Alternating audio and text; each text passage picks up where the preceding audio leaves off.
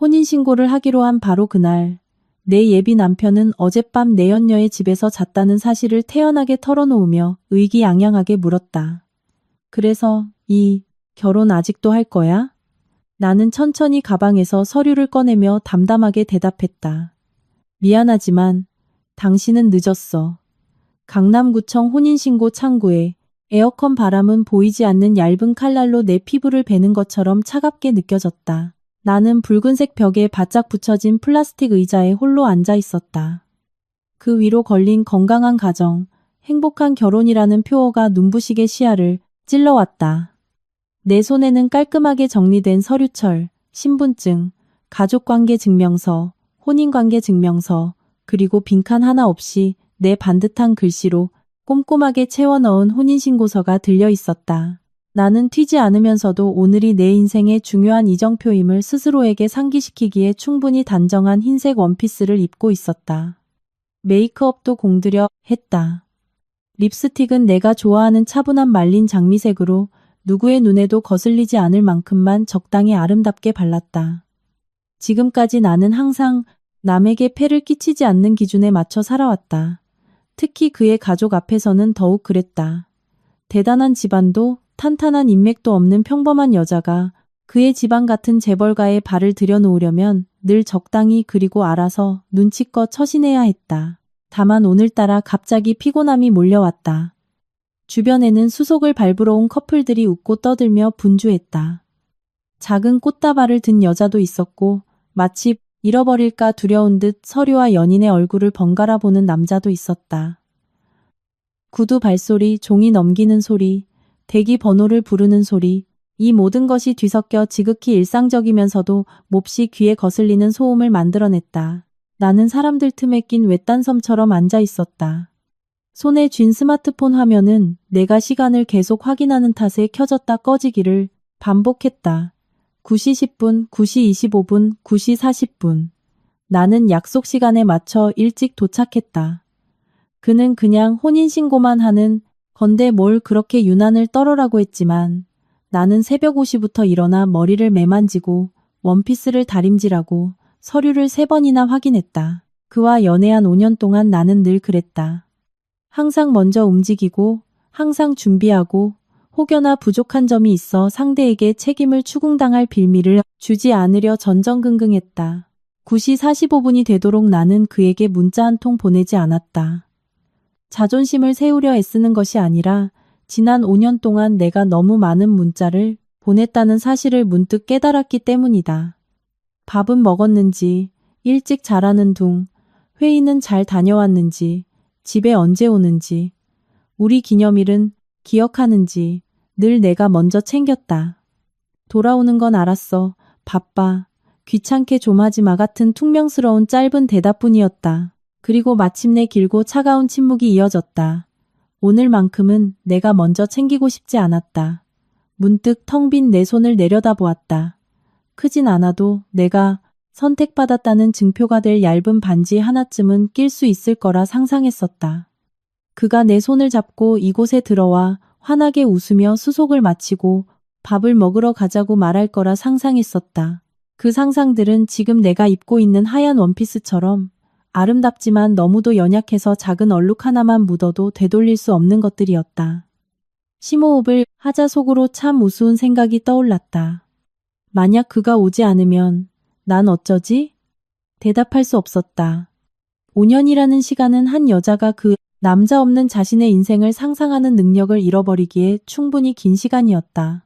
나는 뉴욕으로 유학 갈 장학금을 받을 기회도 있었고 해외 패션 브랜드에서 일할 기회도 있었다. 하지만 그는 네가 멀리 가면 안심이 안 되라고 했고 그의 어머니는 여자가 너무 많이 배우면 시집가기 힘들다고 했다. 나는 웃으며 고개를 끄덕이고 한국에 남았다. 사랑은 희생이고 남자에겐 내조가 필요하며 그가 나를 사랑해주기만 하면 그걸로 충분하다고 내 자신을 설득해왔다. 하지만 가끔 스스로에게 묻곤 했다. 그 사랑은 도대체 어디에 있지? 그때 다급한 발소리가 나를 현실로 끌어당겼다. 보지 않아도 알 수 있을 만큼 익숙한 발소리. 아내와 혼인신고를 하러 오는 사람이라기보다 억지로 계약서에 사인하러 오는 사람처럼 조급하고 약간 짜증이 섞인 발걸음이었다. 문가에 이태준이 나타났다. 값비싼 슈트 반짝이는 시계, 여전히 사람들의 시선을 끄는 잘생긴 얼굴이었지만 머리는 약간 헝클어져 있었고 눈 밑에는 밤을 새운 듯한 다크서클이 짙게 깔려 있었다. 그는 주위를 쓱 둘러보더니 나를 발견하고 성큼성큼 다가왔다. 여기 있었어? 그가 말했다. 반가운 기색은 조금도 없이 그저 의무적으로 묻는 투였다. 나는 고개를 들어 그를 바라보았다.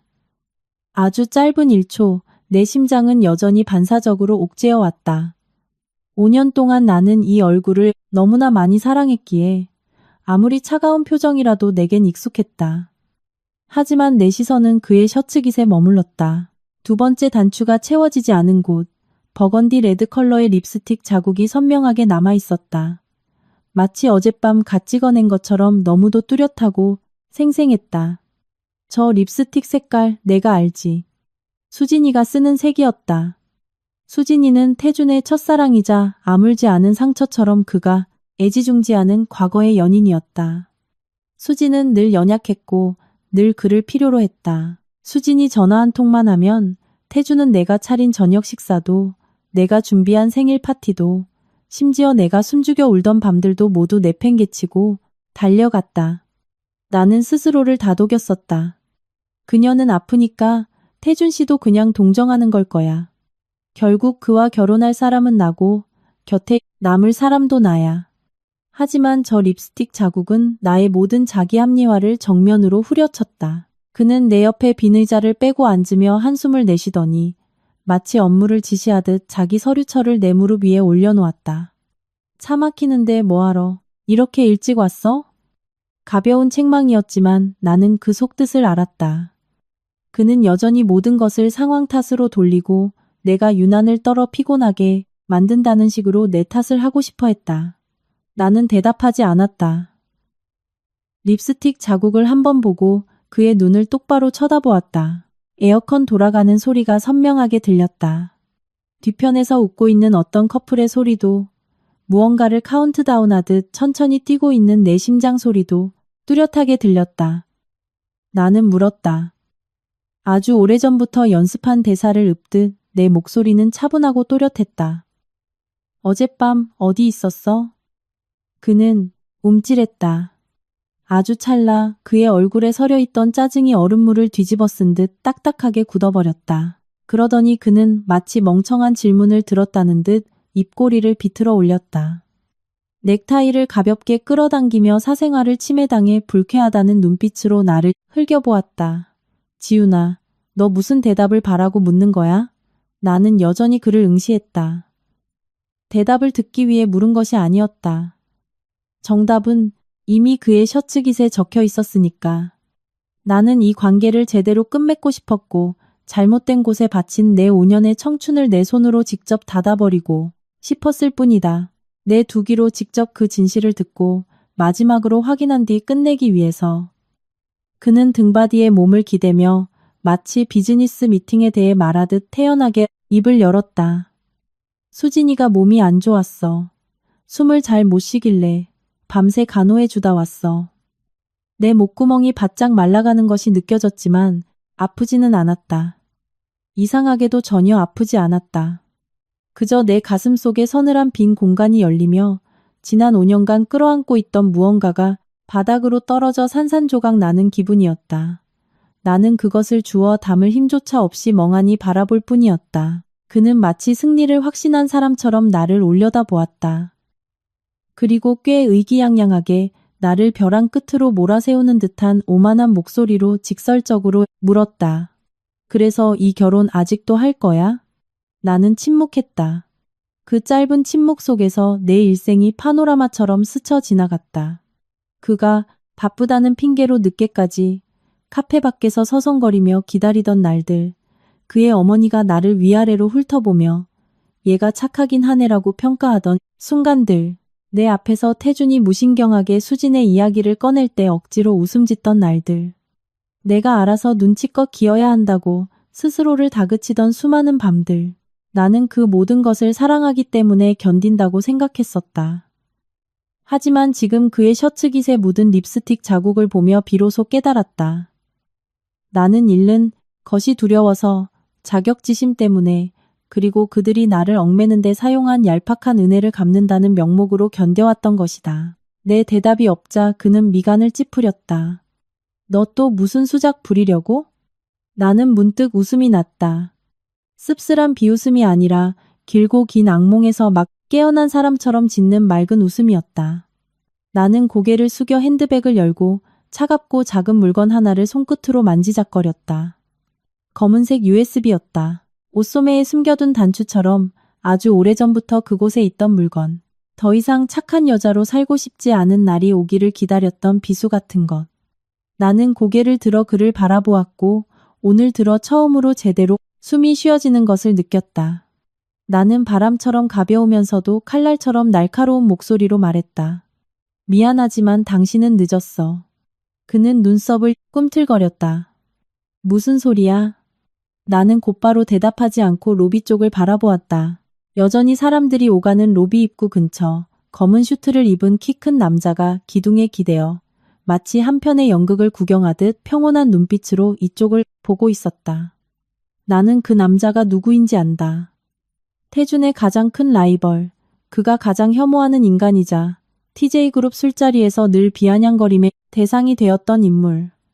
MH그룹의 강민혁 대표.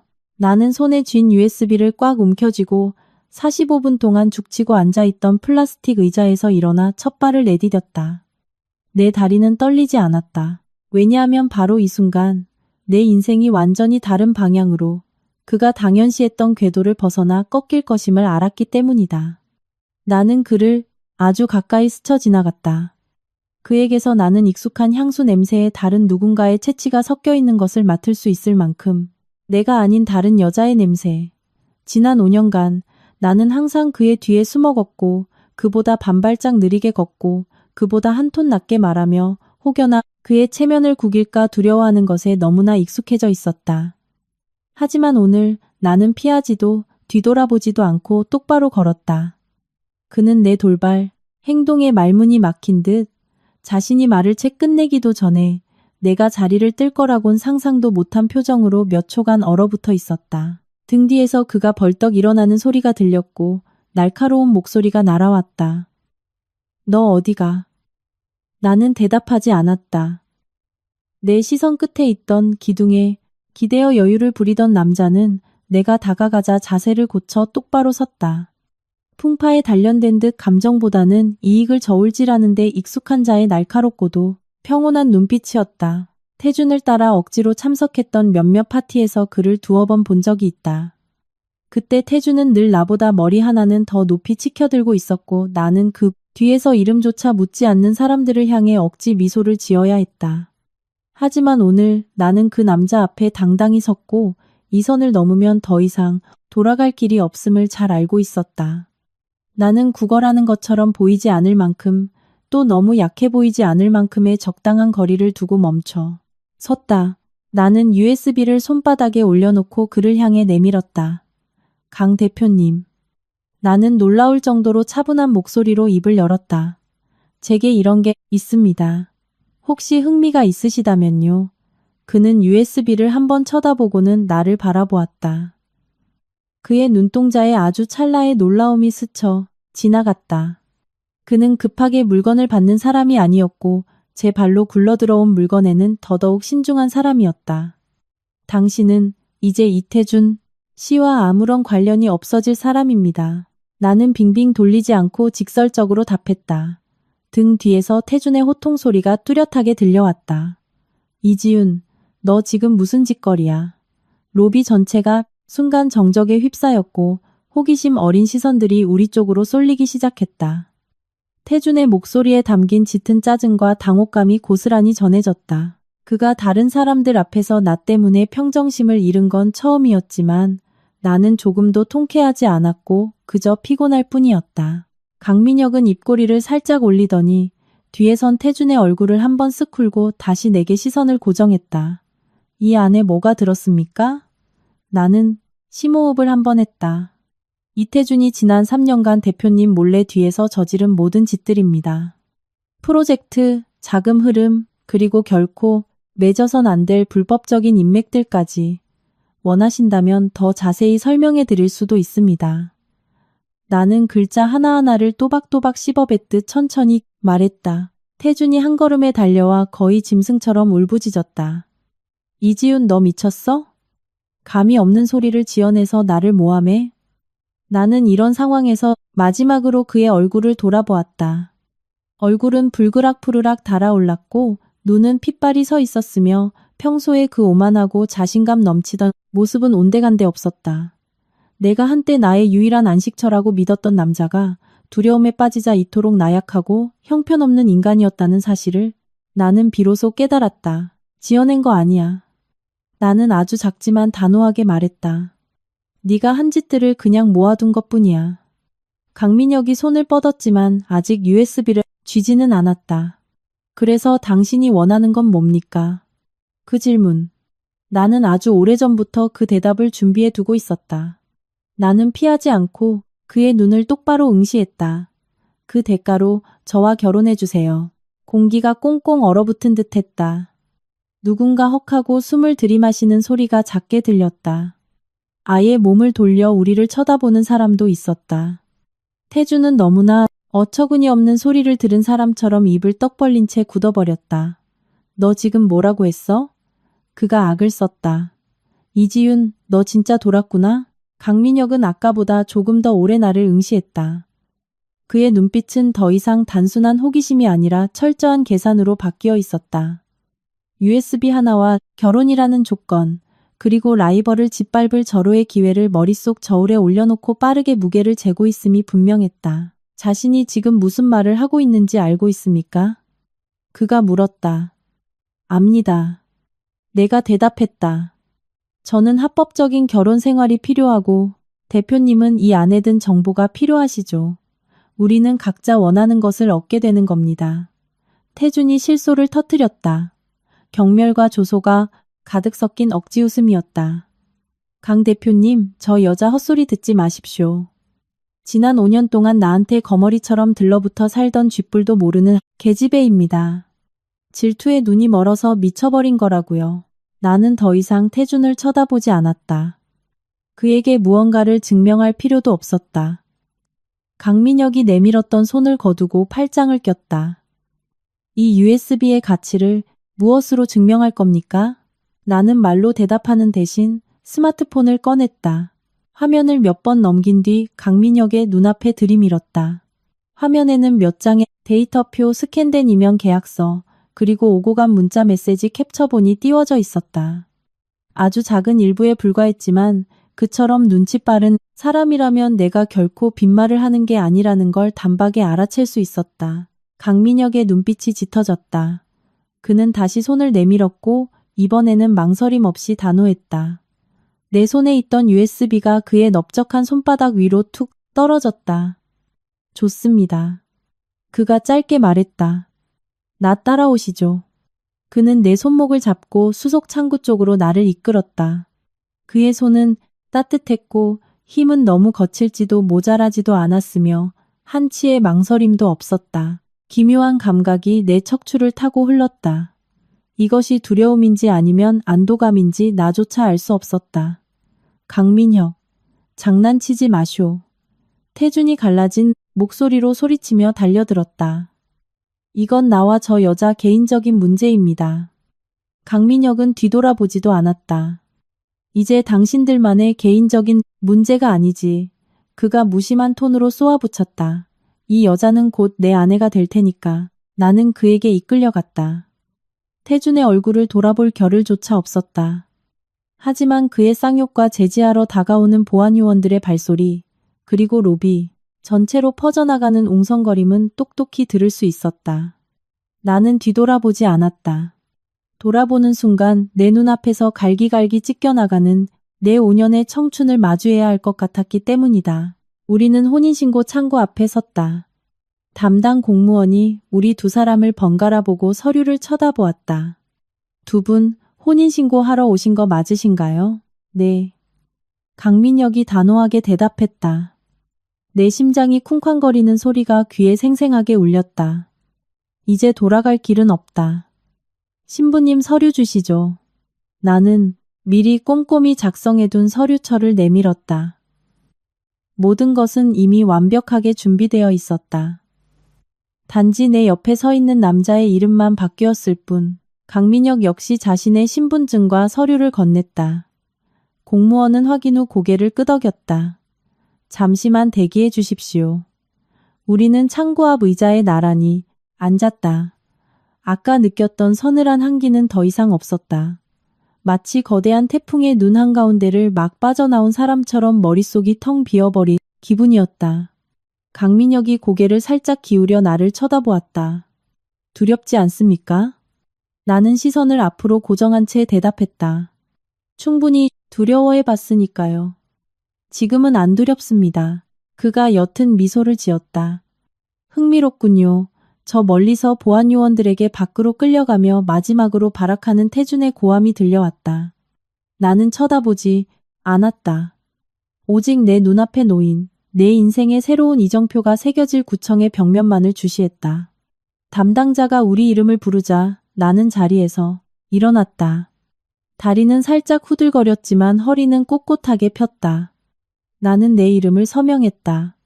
수천 번도 더 써본 익숙한 내 이름이었지만 이번만큼은 남의 인생에 내 존재를 우겨넣는 듯한 비참한 기분이 들지 않았다.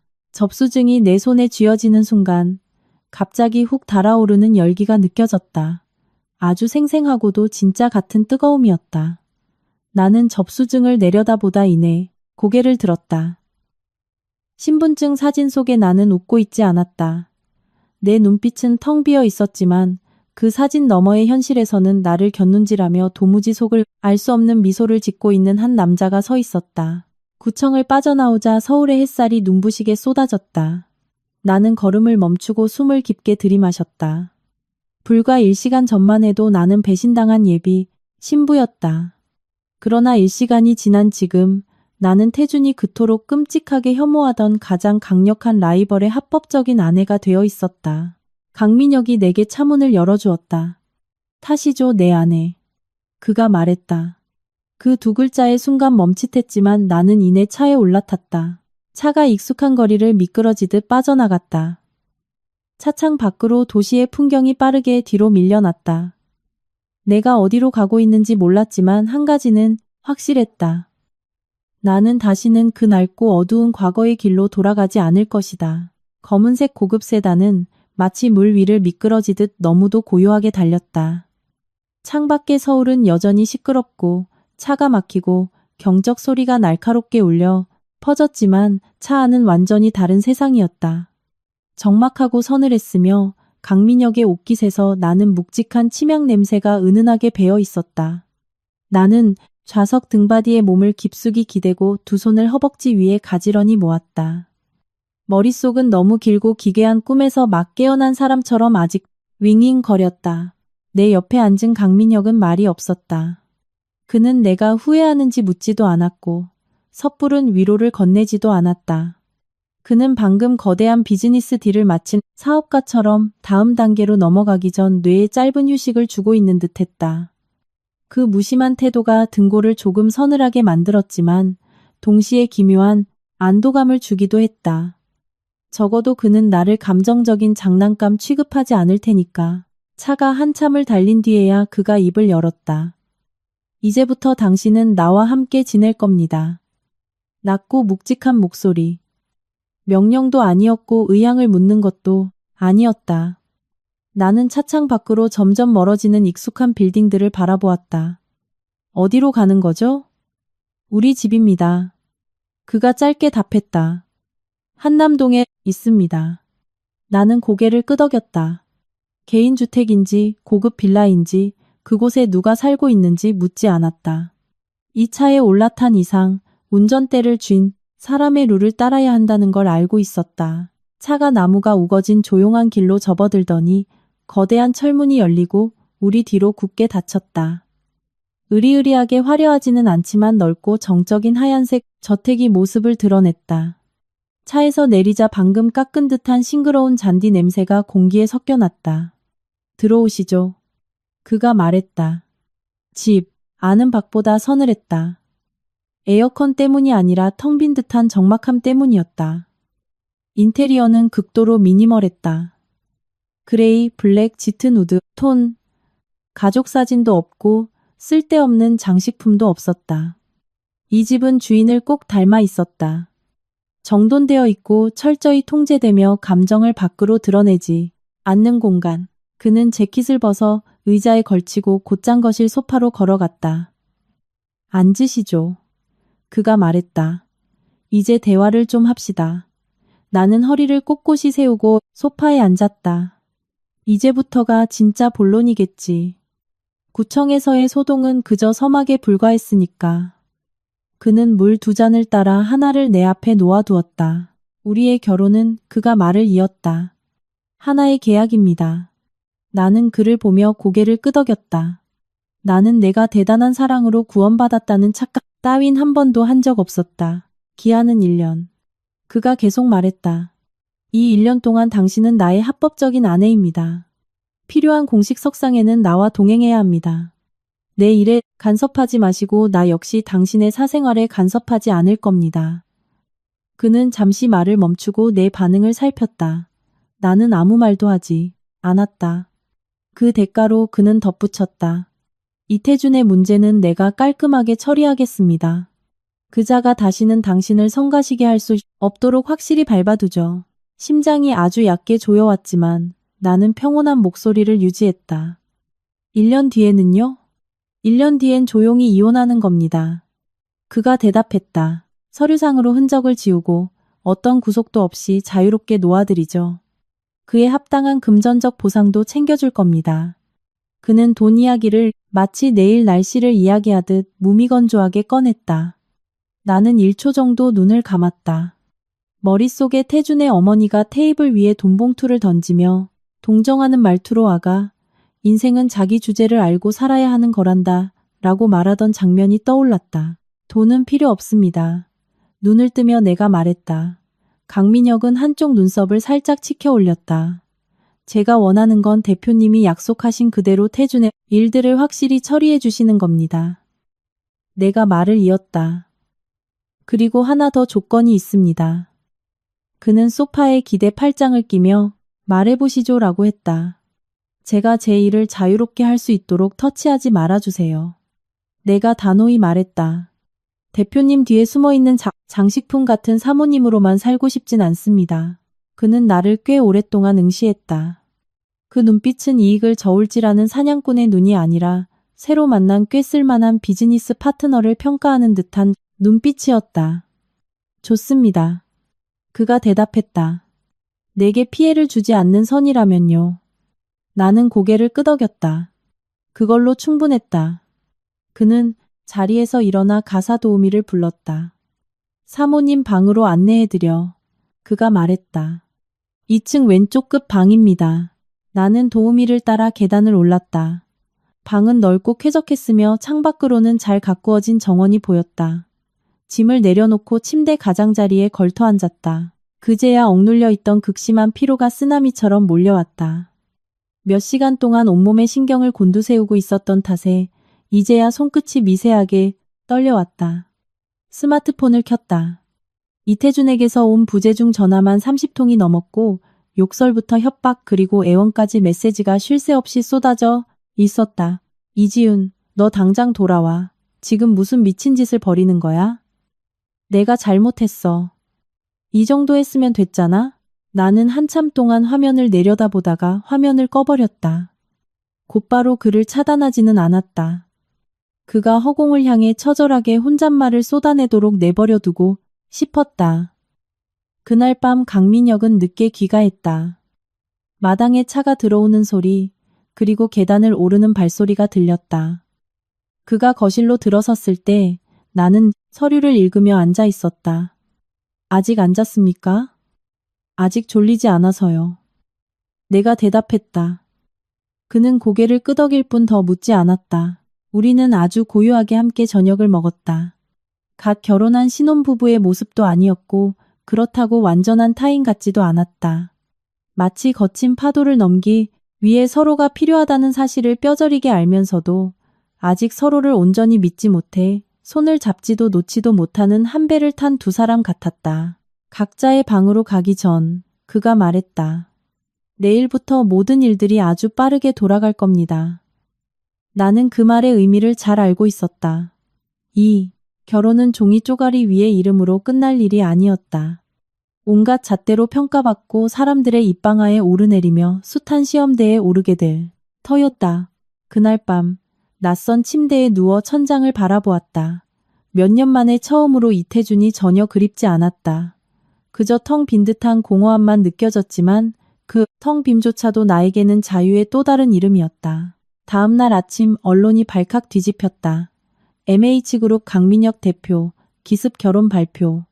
강남구청에서 전격 혼인신고. 내 이름은 새 신부라는 수식어와 함께 경제지 메인 장식했다. 내가 누구인지 아는 사람은 없었고 굳이 알 필요도 없었다. 전화기가 다시 울렸다. 이번엔 태준의 어머니였다.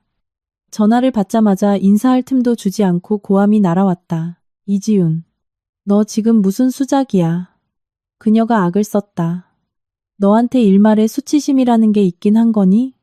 나는 가볍게 코웃음을 쳤다. 그건 아드님께 먼저 물어보셔야죠. 내가 차갑게 대꾸했다.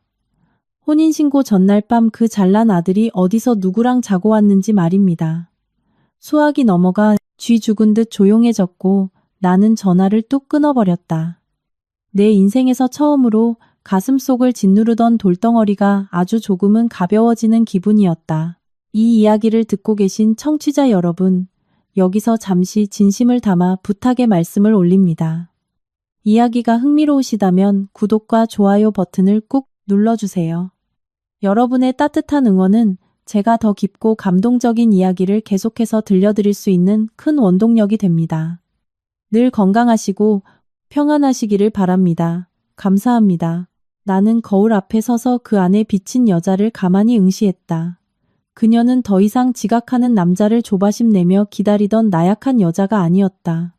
훨씬 더 위험하고 서늘하지만 오직 자기 스스로 선택한 새로운 길 위에 당당히 서 있는 여자였다. 한 번 발을 내디뎠으면 끝까지 가보는 거야. 나는 깊게 심호흡하며 나 자신에게 다짐했다. 그날 아침 나는 유난히 일찍 눈을 떴다. 일찍 일어나는 게 습관이 되어서가 아니라 내 머릿속을 때리는 수많은 소음 때문이었다. 쏟아지는 문자, 부재중 전화, 각종 알람, 그리고 언론의 기사들. 이 모든 것들이 마치 폭우처럼 내 인생 위로 쏟아져 내리고 있었다. 단 하룻밤 만에 벌어진 일이었다. 나는 침실 창가에 서서 아침 이슬이 맺힌 정원을 내려다보았다. 바깥 세상의 소란스러움과 완벽하게 대비되는 이곳의 고요함이 이질적으로 느껴졌다. 스마트폰이 울렸다. 모르는 번호였다. 안녕하세요. 경제일보 기자입니다. 어제 갑작스러운 결혼 발표가 있었는데 현재 심경이 어떠신지 짧게 인터뷰 가능할까요? 나는 대답 없이 전화를 끊어버렸다. 누구에게도 내 삶을 해명할 의무는 없었다. 대중의 입맛에 맞추려고 한 결혼이 아니었으니까. 다이닝룸으로 내려가니 강민혁은 이미 자리에 앉아 있었다. 하얀 셔츠 차림으로 여유롭게 신문을 넘기는 모습은 여느 평범한 아침과 다를 바 없었다. 그의 앞에는 김이 모락모락 피어오르는 블랙커피가 놓여 있었다. 좀 잤습니까? 그가 물었다. 신문에서 눈을 떼지 않은 채였다. 아니요. 내가 짧게 답했다. 그는 마치 그 대답을 예상했다는 듯 가볍게 고개를 끄덕였다. 오늘부터 그가 신문을 접으며 말했다. 당신은 더 이상 무명인사로 남을 수 없을 겁니다. 나는 그를 마주보고 의자를 빼앉았다. 말들이 많겠죠. 알아요. 좋은 말도 나쁜 말도 쏟아질 겁니다. 그가 무심하게 덧붙였다. 어떤 놈들은 당신의 과거를 집요하게 파헤칠 거고 어떤 놈들은 당신을 미끼로 나를 공격하려 들 겁니다. 그는 고개를 들어 내 눈을 똑바로 응시했다. 버티기 힘들면 바로 내게 말하십시오. 나는 그를 바라보았다. 그의 차가운 겉모습 이면에 선이라는 것이 존재한다는 걸 처음으로 깨달은 순간이었다. 그는 입 발린 말로 달콤한 보호막을 약속하지 않았지만 내가 그의 바운더리 안에 있는 한 어느 누구도 함부로 나를 침범하도록 내버려 두지 않겠다는 뜻을 명확히 하고 있었다. 버틸 수 있습니다. 내가 단호히 말했다. 그는 1초 정도 나를 더 응시하더니 다시 신문으로 눈을 돌렸다. 그럼 다행이고요. 아침 식사가 끝난 뒤 그는 내게 새 스마트폰을 하나 건넸다. 이 번호는 공적인 일이나 나와 연락할 때만 쓰십시오. 그가 말했다. 원래 쓰던 번호는 필요하면 알아서 유지하고요. 나의 삶을 두 가지로 분리시켜 주려는 그 나름의 배려라는 걸 알 수 있었다. 하나는 이지윤 개인의 삶, 또 하나는 MH그룹 강 대표의 아내라는 이름의 삶. 그가 집을 나서기도 전에 내 예전 스마트폰이 요란하게 울렸다. 내가 예전에 다녔던 직장에 아는 얼굴이었다. 지윤아, 너 도대체 어디 있는 거야? 지금 TJ그룹 난리 났어. 나는 전혀 동요하지 않고 전화를 받았다. 무슨 난리요? 성수동 프로젝트 자금이 갑자기 끊겼어. 투자자들 다 발 빼고 돌아서고 이태준 이사 지금 비상대책회의 불려가고 난리도 아니야. 나는 전화를 툭 끊었다. 더 이상 들을 필요가 없었다. 이런 일이 벌어질 거란 건 이미 알고 있었다. 내가 강민혁에게 넘긴 USB는 단순한 장식품이 아니었다. 그것은 화약고였고 강민혁은 언제 불을 붙여야 할지 완벽하게 아는 남자였다. 낮 무렵 강민혁이 평소보다 일찍 외출 준비를 마쳤다. 현관을 나서기 전 그는 뒤돌아 나를 보며 말했다. 오늘은 절대 밖에 혼자 나가지 마십시오. 그것이 다정한 조언이 아니라 철저한 보호 조치임을 나는 눈치챘다. 두어 시간 뒤 뉴스는 걷잡을 수 없이 퍼져나갔다. 더 이상 재벌가의 결혼 가십이 아니라 경제면을 장식하는 메인 기사였다. TJ건설 내부 비리 의혹 휘말려 주요 프로젝트 전면 재검토 이태준의 이름이 각종 경제 포럼과 커뮤니티에 도배되기 시작했다. 전도유망한 젊은 경영인이 아니라 곧 검찰, 포토라인에 설지도 모르는 파렴치한으로 전락하는 순간이었다. 개인 핸드폰이 다시 울렸다. 이번에는 내가 직접 받았다. 이지윤. 수화기 넘어 태준의 목소리는 짐승처럼 갈라져 있었다. 너 도대체 무슨 짓을 저지른 거야? 나는 침묵했다. 나 죽는 꼴 보고 싶어서 환장했어? 아니. 내가 낮고 분명하게 대답했다. 네가 한 짓들을 원래 자리로 돌려놓고 싶었을 뿐이야. 네가 강민혁 뒤에 숨었다고 뭐라도 된 줄 아나 본데 그가 이갈며 말했다. 넌 그냥 그 색 장기말일 뿐이야. 그 자식이 널 사랑해서 결혼한 줄 알아? 나는 비릿하게 미소 지었다. 적어도 그 사람은 결혼식 전날 밤에 딴 여자랑 뒹굴지는 않더라. 수화기 너머에서 숨이 턱 막히는 소리가 났다. 책상 위에 무언가를 거칠게 집어 던지는 소리도 들렸다. 지윤아, 제발 나한테 돌아와.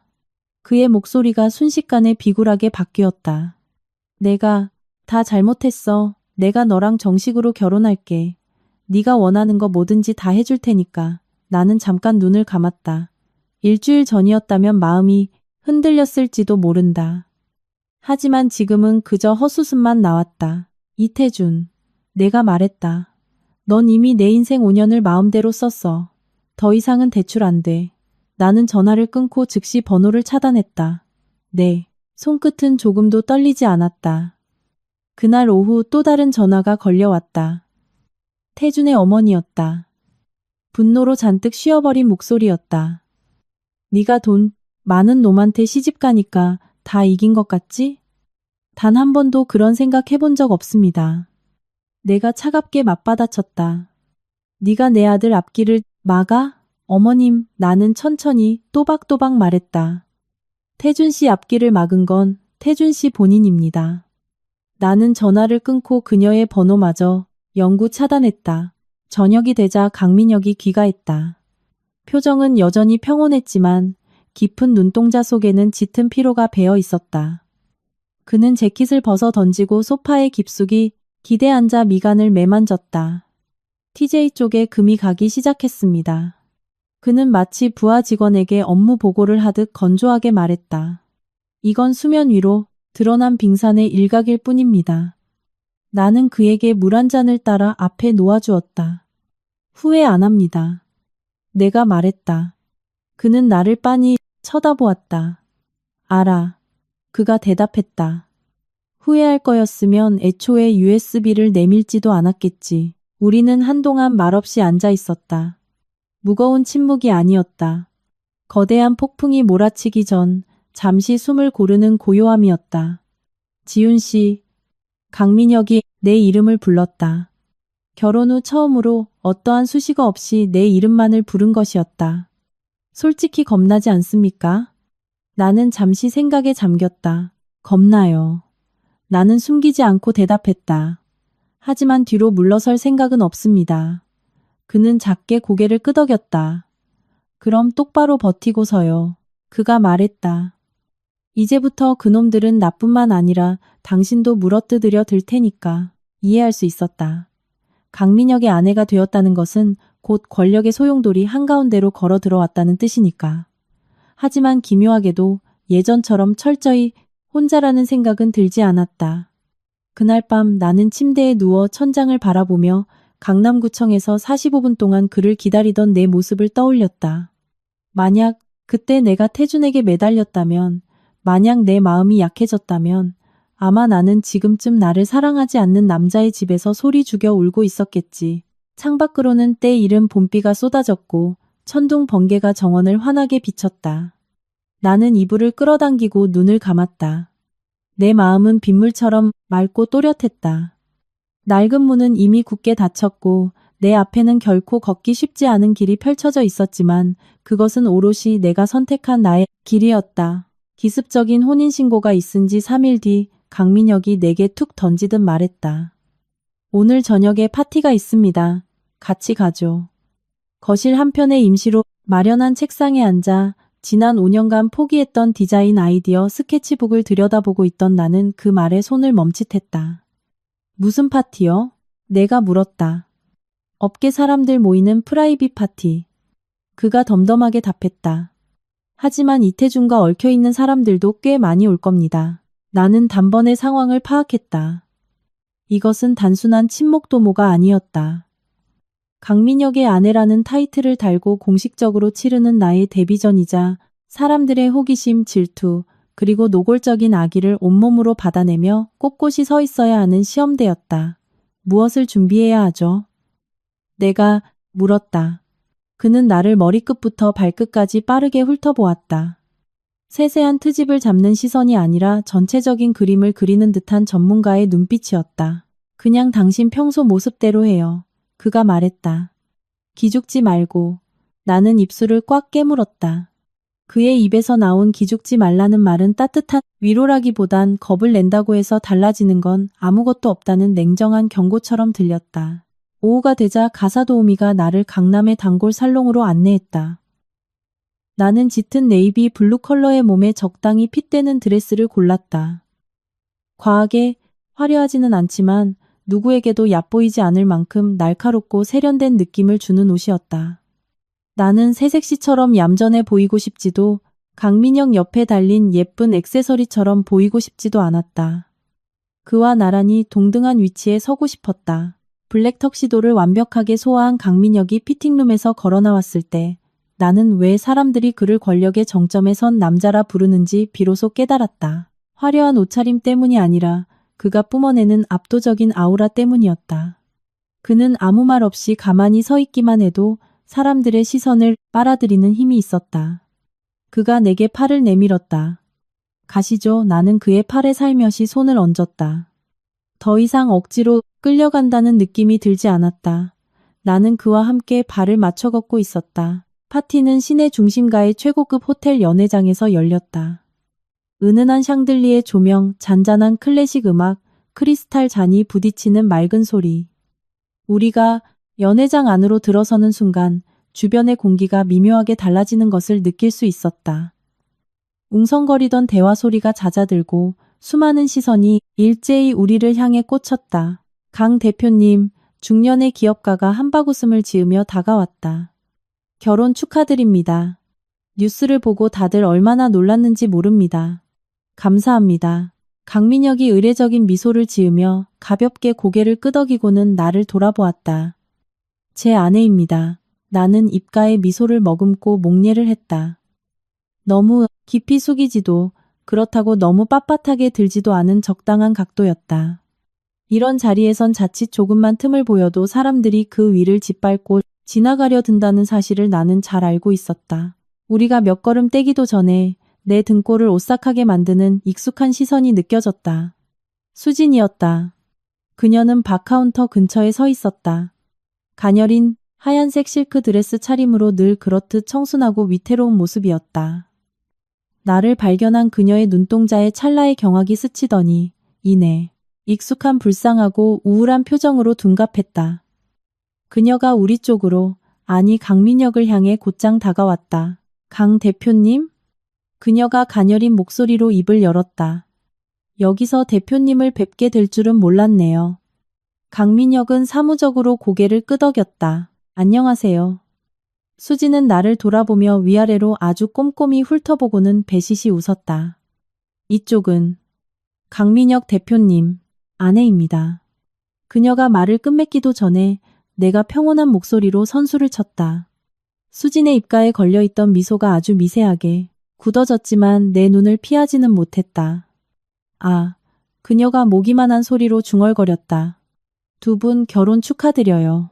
나는 그녀를 빤히 쳐다보았다. 분노나 경멸은 없었다. 다만 타인의 얄팍한 동정심에 기대어 살아가던 과거의 내 모습을 거울로 보는 것 같은 묘한 기시감이 들 뿐이었다. 고마워요. 내가 짧게 대답했다. 수진이 무슨 말을 더 하려 입을 달싹거렸지만 다른 남자의 목소리가 그 틈을 파고들었다. 어이쿠, 이지윤 씨 아니십니까? 돌아보니 TJ건설 쪽과 자주 거래하던 하청업체 대표였다. 나를 쳐다보는 그의 눈빛에는 호기심과 조롱이 질척하게 묻어 있었다. 소문 들었습니다. 팔자 한번 기가 막히게 고치셨다고요? 순식간에 주변 공기가 차갑게 얼어붙었다. 나는 강민혁의 큰 손이 내 손을 지그시 감싸쥐는 것을 느꼈다. 통제하려는 것이 아니라 내가 여기 있다는 든든한 신호였다. 나는 그 남자의 눈을 똑바로 응시했다. 사람 팔자야 다 바뀌기 마련이죠. 나는 한치의 흔들림 없이 말했다. 다만 어떤 사람은 자신의 선택으로 바뀌고 어떤 사람은 자신이 저지른 짓의 대가로 바뀌는 법이니까요. 주변에서 누군가 헛기침을 하며 작게 웃는 소리가 들렸다. 그 남자는 얼굴이 불그락푸르락해져 아무 말도 하지 못했다. 갑시다. 강민혁이 내 귓가에 몸을 숙이며 낮게 속삭였다. 잘했어. 그가 나직이 칭찬했다. 우리는 계속해서 걸음을 옮겼다. 다가와 말을 거는 사람들은 저마다 다른 속내를 품고 있었다. 강민혁에게 잘 보이려는 사람, 나를 시험해 보려는 사람, 과연 내가 이 자리에 어울리는 여자인지 저울질하는 사람. 나는 그저 적당히 선을 넘지 않으면서도 만만해 보이지 않게 대답했다. 다른 사람의 그림자로 숨죽여 살아온 5년이 내게 뜻밖의 무기를 남겨주었음을 깨달았다. 바로 사람들의 눈빛 뒤에 숨은 의도를 읽어내는 능력. 연회장 구석에서 나는 이태준을 발견했다. 그는 홀로 서 있었다.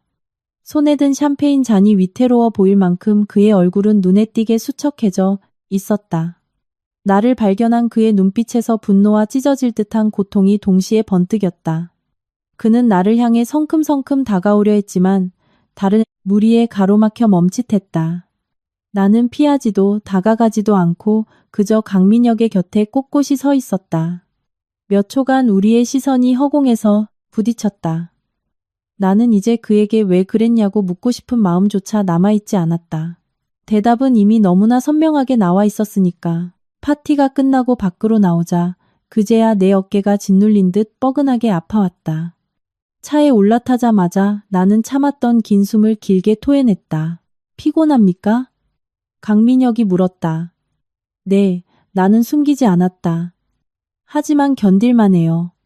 그는 고개를 끄덕였다. 처음이 가장 힘든 법이죠. 그가 무심한 듯 따뜻한 어조로 말했다. 곧 익숙해질 겁니다. 나는 고개를 돌려 그를 바라보았다. 대표님은 이런 가식적인 자리에 오래전부터 익숙하셨나요? 그는 몇 초간 말이 없었다. 꽤 오래됐죠. 그가 답했다. 나는 이해할 수 있었다. 권력의 꼭대기는 결코 공짜로 얻어지는 것이 아니었다. 그것은 철저한 고독과 맞바꾼 대가였다. 그날 밤 나는 내 방에 홀로 앉아 노트를 펴고 한 줄을 적어 내려갔다. 스스로 빛이 비치는 곳으로 걸어 나왔다면 그 눈부심 또한 기꺼이 견뎌내야 한다. 이 선택의 대가로 내가 치러야 할 비용이 얼마일지는 아직 모르겠지만 단 하나 확실한 것은 다시는 과거의 그 비참한 그림자 속으로 숨지 않겠다는 다짐이었다. 파티가 끝난 다음 날 나는 스포트라이트 아래 서는 것이 어떤 의미인지 뼈저리게 실감했다. 그것은 사람들이 환상하는 것처럼 따뜻하거나 눈부시지 않았다. 오히려 지독하게 뜨겁고 눈이 따가웠으며 호시탐탐 내 실수를 잡으려는 악의적인 시선들로 가득했다. 아침에 스마트폰을 켜자마자 메시지가 폭우처럼 쏟아졌다. 더 이상 대놓고 퍼붓는 욕설이 아니었다. 교묘하게 돌려 말하는 가식적이고 역겨운 호기심들이었다. 지윤 씨, 강 대표님이랑은 언제부터 만난 거야? 결혼 전엔 무슨 일 했어? 사모님 되셨는데 MH그룹 경영에도 참여하실 건가요? 호호. 나는 대충 훑어보고는 스마트폰을 뒤집어 놓았다. 일일이 답할 이유가 없었다. 강민혁이 말했듯 입을 열면 열수록 틈을 보일 뿐이었다. 강민혁은 평소보다 일찍 출근 준비를 마쳤다. 현관을 나서기 전 그는 문가에 서서 나를 가만히 바라보았다. 오늘 하루는 집에 머무르십시오. 그가 말했다. 혼자 밖으로 나돌아다니지 말고. 나는 고개를 끄덕였다. 그건 권유가 아니었다. 벼랑 끝에 몰린 짐승은 아무나 닥치는 대로 물어뜯기 마련이고 태준이 지금 딱 그 짝이라는 걸 나 역시 직감하고 있었다. 정오쯤 예전 직장에서 유일하게 마음을 터놓고 지내던 친구 혜진에게서 전화가 왔다. 지윤아. 혜진의 목소리가 미세하게 떨리고 있었다. 너 괜찮아? 응, 괜찮아. 내가 차분하게 답했다. 무슨 일 있어? 혜진이 숨을 헐떡이며 빠르게 말을 쏟아냈다. 밖에서 소문이 너무 지저분하게 돌고 있어. 네가 강민혁한테 스폰을 받다가 정식으로 안주인 자리 꿰찬 거라느니 이태준 엿먹이려고 의도적으로 스파이 짓을 한 거라느니 심지어 꽃뱀이라는 말까지 돌아. 나는 1초 정도 눈을 감았다. 이미 각오한 일이었지만 내 귀로 직접 듣는 건 꽤나 씁쓸한 경험이었다. 인터넷 같은 거 찾아보지 마, 혜진이. 덧붙였다. 네가 상처받을까봐 무서워. 나는 가볍게 실소를 터뜨렸다. 상관없어. 내가 대답했다. 그런 헛소리들 생각보다 별로 안 아프네. 전화를 끊고 나는 자리에서 일어나 정원으로 걸어 나갔다. 눈부신 햇살이 파릇파릇한 잔디 위로 쏟아지고 있었다. 문득 예전 파티에서 태준의 등 뒤에 비겁하게 숨어있던 내 모습이 떠올랐다. 사람들은 그를 젊고 유능한 대표라고 칭송했고 나는 그저 참하고 말 잘 듣는 여자친구 정도로 취급받았다. 그때 나는 투명 인간 취급받는데 완벽하게 길들여져 있었다. 하지만 지금의 무시는 형태가 달랐다. 훨씬 더 노골적이고 공격적이며 악의적이었다. 오후가 되자 강민혁에게서 전화가 왔다. 당신을 만나고 싶어 하는 분이 있습니다. 누군데요? 나는 직감적으로 누군지 알아챘다. 어머니십니다. 나는 몇 초간 침묵했다. 언젠가 한 번은 부딪혀야 할 관문이었다. 언제요? 내가 물었다. 오늘 저녁에. 그가 대답했다. 내가 일찍 퇴근해서 데리러 가겠습니다. 전화를 끊고 소파에 주저앉았다. 손끝이 차갑게 식어 있었다. 결혼 생활이 끝날까 두려운 게 아니었다. 재벌가 사모님들의 그 지독하게 오만하고 날카로운 자로 사람을 잰 듯한 눈빛에 이미 너무 많이 다쳐본 까닭이었다. 태준의 어머니가 그랬듯 또다시 그런 취급을 받고 싶지는 않았다. 저녁이 되자 강민혁은 약속대로 일찍 도착했다. 그는 순식간에 옷을 갈아입고 나와 나를 쳐다보았다. 억지로 비위 맞추려고 애쓸 필요 없습니다. 그가 담담히 말했다. 그냥 당신이 생각하는 대로 말해요. 알아요. 내가 대답했지만 내 목소리는 생각보다 떨리고 있었다. 우리는 평창동에 있는 본가로 향했다. 높은 담장과 넓은 정원을 가진 고풍스러운 대저택. 이곳의 공기는 한남동 빌라와는 확연히 달랐다. 오랜 세월 묵혀온 권력의 냄새, 수많은 사람의 운명을 좌지우지했던 자들 특유의 위협감이 짙게 깔려 있었다. 민혁의 어머니는 거실 상석에 꼿꼿이 앉아 있었다. 짙은 색 벨벳 원피스를 입고 단정하게 틀어 올린 머리. 그녀의 눈빛은 칼날처럼 예리했지만 그것을 굳이 겉으로 드러내지 않는 노련함이 있었다. 그녀는 나를 머리끝부터 발끝까지 아주 천천히 훑어보았다. 처음 뵙겠습니다. 나는 적당히 고개를 숙이며 정중히 인사했다. 앉으시죠. 그녀가 감정 없는 목소리로 말했다. 우리는 소파에 마주 앉았다. 아무도 선뜻 입을 열지 않는 팽팽한 정적이 흘렀다. 그녀가 먼저 침묵을 깼다. 이지윤 씨. 그녀가 불렀다. 아가씨에 대한 뒷조사 서류는 이미 다 훑어봤습니다. 나는 고개를 끄덕였다. 평범하기 짝이 없는 집안에 그녀가 말을 이었다. 과거는 이태준 그 녀석과 지저분하게 얽혀있고 내가 왜 아가씨를 며느리감으로 탐탁지 않아 하는지 본인도 잘 알 텐데요. 네. 어머님께서 바라시는 완벽한 며느리상과는 거리가 멀다는 걸 잘 알고 있습니다. 나는 빙빙 돌리지 않고 정면으로 돌파했다.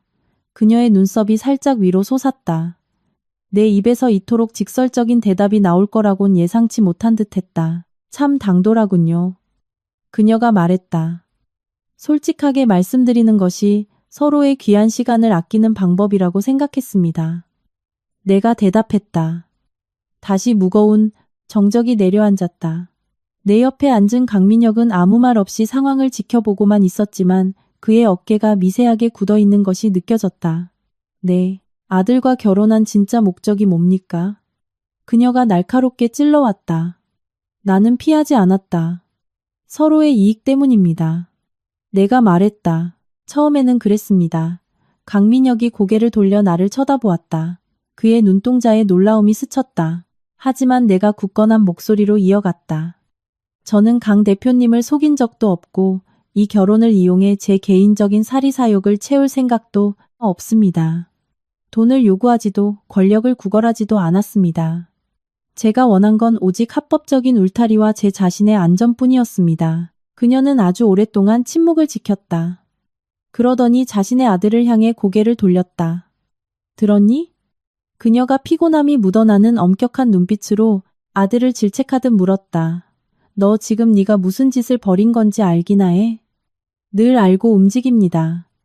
강민혁이 무겁고 낮은 목소리로 답했다. 하지만 결혼은 비즈니스가 아니야. 그녀가 타일렀다.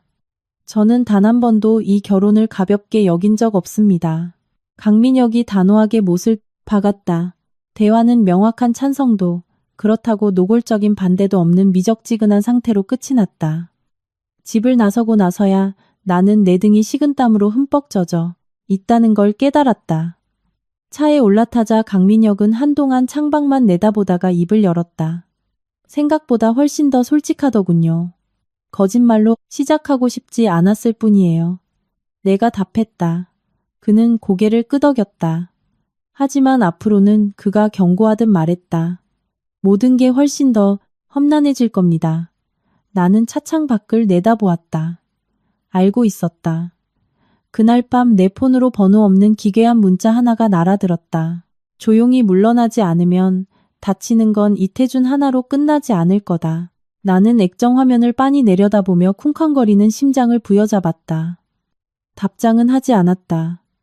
대신 화면을 캡처해 강민혁에게 보냈다. 1분도 채 되지 않아 그에게서 전화가 걸려왔다. 집 밖으로 한 발짝도 나가지 마십시오. 그의 목소리는 평소보다 훨씬 차갑고 억눌려 있었다. 이제부터 이 문제는 내가 직접 처리합니다. 나는 전화를 끊고 침대에 주저앉았다. 결혼 후 처음으로 나는 이 위험한 체스 게임이 단순한 복수극이나 자존심 싸움이 아니라 정말 내 목숨을 위협할 수도 있는 실전이라는 것을 피부로 느꼈다. 그러나 이상하게도 두려움의 이면에서 나는 결코 내 선택을 후회하지 않고 있었다. 거울 속 내 눈빛을 다시 한번 떠올렸다.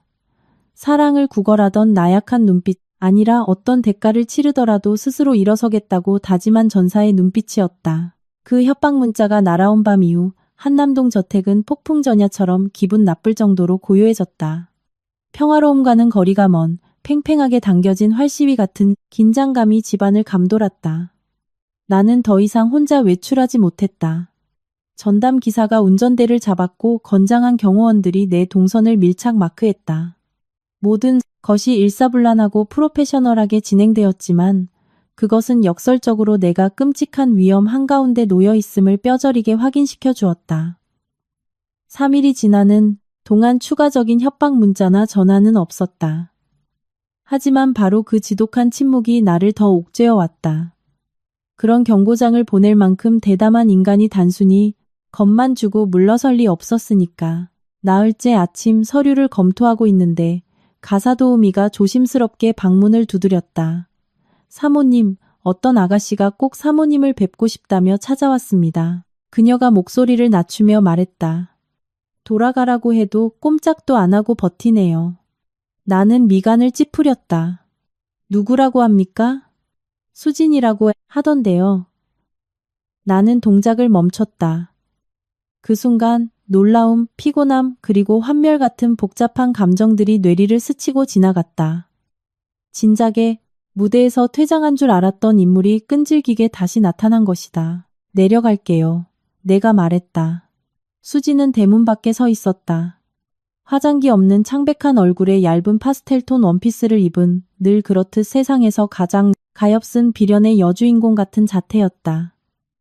나를 보자마자 그녀의 눈시울이 순식간에 붉어졌다. 마치 스위치를 켠 것처럼 자연스러운 눈물 연기였다. 지윤 언니. 그녀가 파르르 떨리는 목소리로 불렀다. 제발 잠깐만 얘기 좀 해요. 나는 그녀를 저택 안으로 들이지 않고 안전거리를 유지한 채 문 안쪽에 서서 말했다. 말해봐. 저 이제 기댈 곳이 아무데도 없어요. 수진이 흐느꼈다. 기가 막힌 타이밍에 눈물 한 방울이 뺨을 타고 흘렀다. 태준 오빠가 제 연락을 피해요. 모든 게 다 저 때문이래요. 제가 오빠 인생을 망쳤다면서 나는 그녀를 한참 동안 무표정하게 바라보았다. 예전의 나라면 마음이 약해졌을지도 모른다. 나는 늘 그녀 뒤에서 태준이 그녀의 얄팍한 눈물에 흔들리는 모습을 지켜보며 스스로 더 넓은 아량으로 품어주어야 한다고 세뇌해 왔으니까. 하지만 지금은 그저 헛웃음만 나왔다. 그래서 나한테 온 목적이 뭔데? 내가 차갑게 물었다. 수지는 아래 십수를 꽉 깨물었다. 언니가 오빠 좀 멈춰주시면 안 돼요? 뭘 멈춰? 오빠가 스스로 무너지는 거요. 수진이 다급하게 말했다. 그래도 한때 언니가 죽도록 사랑했던 사람이잖아요. 나는 소리내어 실소를 터뜨렸다. 그 소리에 수지는 화들짝 놀라며 멈칫했다. 넌 단단히 착각하고 있구나. 내가 말했다. 내가 사랑했던 그 남자는 아주 오래전에 죽었어. 그리고 지금 나락으로 떨어지고 있는 그 인간은 본인이 스스로 배신을 선택한 대가를 치르는 중일 뿐이야. 하지만 언니는 지금 행복하잖아요. 수진의 목소리가 한층 앙칼지게 떨렸다. 언니는 강 대표님을 얻었지만 오빠는 이제 아무것도 남은 게 없다고요. 나는 그녀의 눈을 똑바로 직시했다. 내가 행복해졌다고 해서 그 자식의 죄악이 면책되는 건 아니지. 내가 쏘아붙였다. 그리고 너도 마찬가지야. 수지는 뒷걸음질을 쳤다. 언니 진짜 피도 눈물도 없네요. 그녀가 원망 섞인 목소리로 속삭였다. 나는 화를 내지도 않았다. 그저 내 마음이 너무나 명징하게 보였을 뿐이다. 아니, 내가 담담히 말했다. 난 그저 더 이상 멍청하게 굴지 않기로 한 것뿐이야. 수지는 당장이라도 쓰러질 듯 비틀거리며 돌아섰다. 나는 그녀의 뒷모습을 보면서도 단 한 번도 부르지 않았다. 세상에는 아무리 불쌍한 척을 해도 결코 내 인생을 바쳐 희생해줄 가치가 없는 쓰레기 같은 인간들이 존재한다는 걸 처음으로 깨달은 순간이었다. 그날 오후 강민혁이 일찍 퇴근했다. 내가 아침에 일을 들려주었을 때 그는 조금도 놀라지 않았다. 그 여자는 그저 버려진 체스말일 뿐입니다. 그가 말했다. 진짜 포기하지 않은 놈은 이태준 그 새끼죠. 그럼 태준이 다음엔 무슨 짓을 벌일까요? 내가 물었다. 강민혁은 잠시 침묵하더니 입을 열었다. 직접 당신을 만나려 들 겁니다.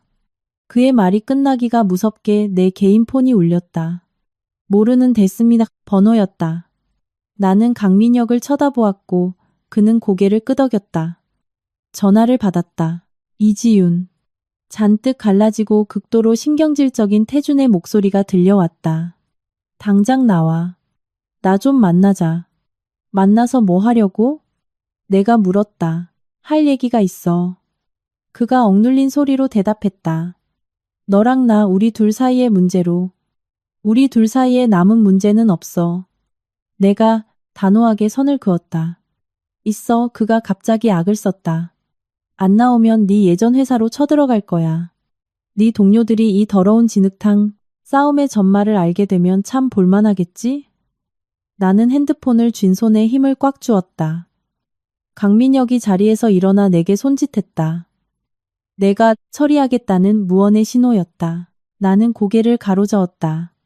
아니요, 내가 입모양으로 속삭였다. 이건 내 손으로 끝내야 해요. 강민혁은 나를 깊은 눈으로 바라보더니 이내 고개를 끄덕였다. 같이 가죠. 우리는 한강변에 붐비는 대형 카페에서 태준을 만나기로 했다. 내가 도착했을 때 그는 이미 구석 자리에 앉아 있었다. 뼈만 남은 것처럼 수척해졌고 퀭하게 파인 두 눈은 붉게 충혈되어 있었다. 나를 발견한 그는 스프링처럼 벌떡 일어났다. 지훈아. 그가 불렀다. 나는 인사도 없이 그와 마주 앉았다.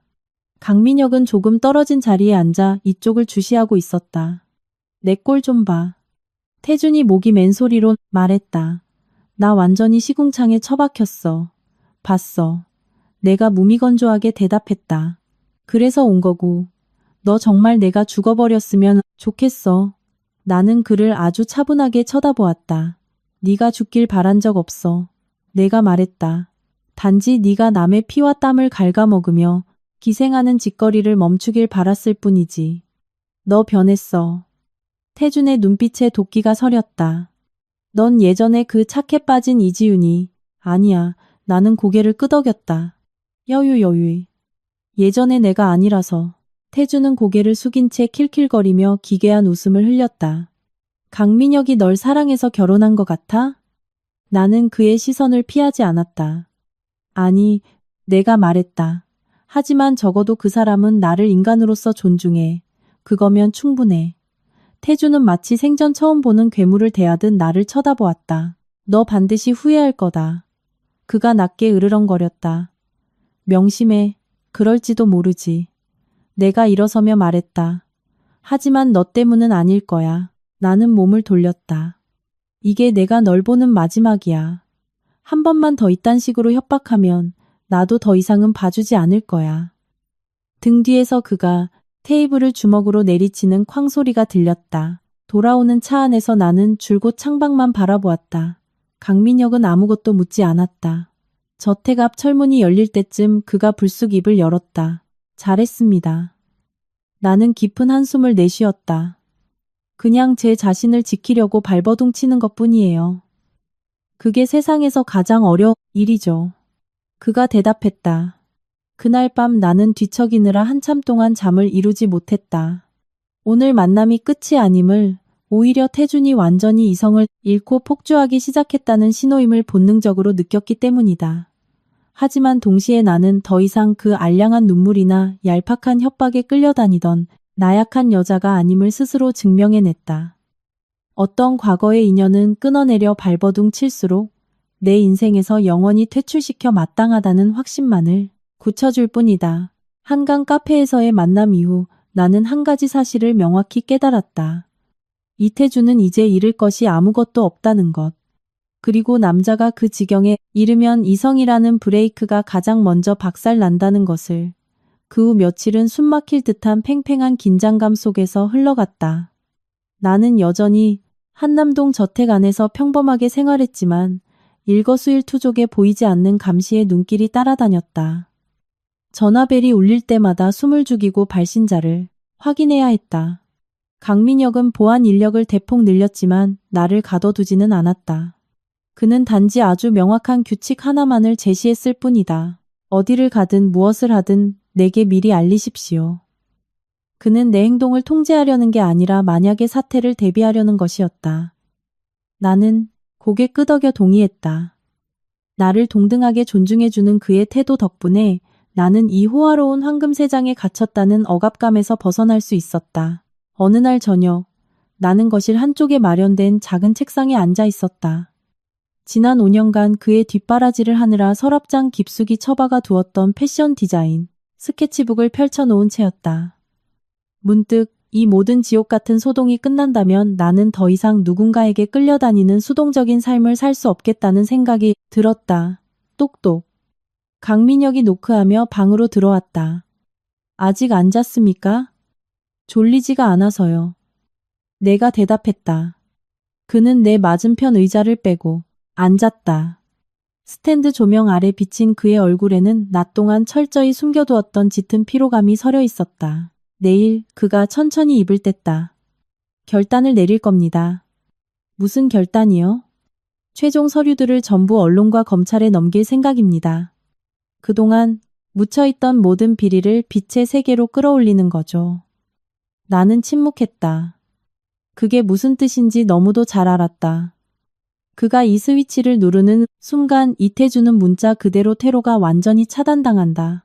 만약 그가 구속된다면요? 내가 조심스럽게 물었다. 그건 그자가 자초한 인과응보입니다. 강민혁의 목소리는 낮고 단호했다. 이건 치기 어린 복수가 아니에요. 나는 고개를 끄덕였다. 복수와 단죄, 그 두 가지의 본질적인 차이를 이해했다. 우리는 한참 동안 마주 앉아 침묵을 나눴다. 그러다 내가 불쑥 물었다.